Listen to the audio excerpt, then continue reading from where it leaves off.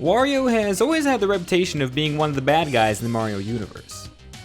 But for being such a bad guy, he's gotten quite a lot of attention, spawning a large variety of games from the Wario Land series on Game Boy, all the way up to the micro game series on Wii U and 3DS. Whereas Waluigi over here can't even make it in Smash Bros. But when it comes to Wario games, this is definitely one that stands out from all the rest. It's Wario World for Nintendo GameCube. Released on June 23, 2003 in North America, Wario World hit the shelves.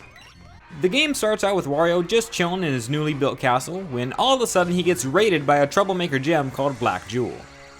Black Jewel then turns all of Wario's treasure into monsters, turns his castle into 4 worlds, and yeets Wario outside, leaving him homeless and left to fend for himself. Wow. I mean, I know Wario's a bad guy, but he has it pretty rough this time around. Wario must now go through the 4 worlds, defeat Black Jewel, and take back his castle and treasure. The 4 worlds Wario has to explore are Excitement Central, Spooktastic World, Thrillsville, and Sparkle Land. Each world has 2 stages and a final boss. The goal in each stage is to get to the end and fight an end stage boss. Now, in theory, this sounds simple, but it can be a challenge. This is due to the fact that in order to open the door to the end boss, you need to collect a certain amount of gems scattered throughout the stage. You find these gems in doors that you ground pound. These doors usually involve precise platforming and puzzle solving. These stages can either be really fun, or a huge pain.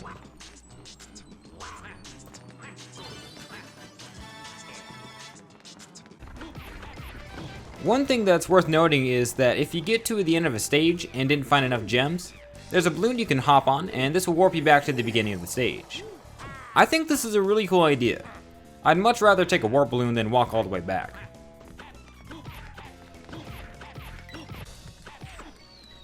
However, the best thing about Wario World is the beat 'em up style gameplay.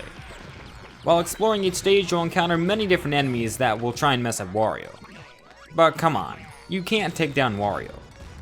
Wario's main attack is punching, but with bigger enemies, Wario can knock them out and either spin them to hit other enemies, throw them, or do a classic pile drive. This type of gameplay might be quite boring to some people, but the way they do it in this game is on point.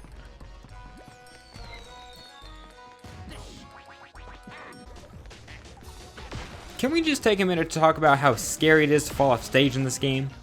Like, where am I? How do I get out? What are those? I'm not sure who looked at this and thought, yup, looks good. But thanks for the nightmares.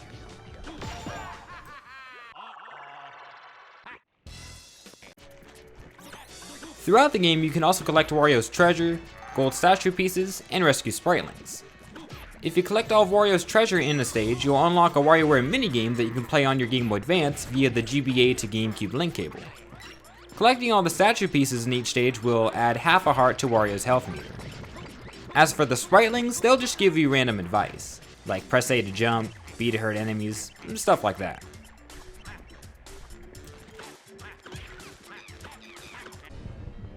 When it comes to the bosses for each world, they're fun, but extremely repetitive. What really sucks is these bosses have a large amount of health. So after knocking down their health a few times, you're already done and want to move on. But Lizard Girl over here still has another million hits left. Sure, that's over exaggerating a bit, but the bosses could have been a little better.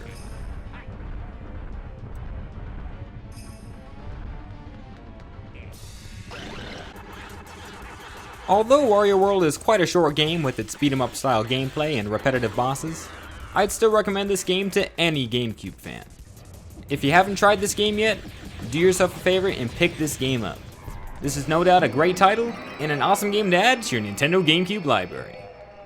It's Wario World for Nintendo GameCube.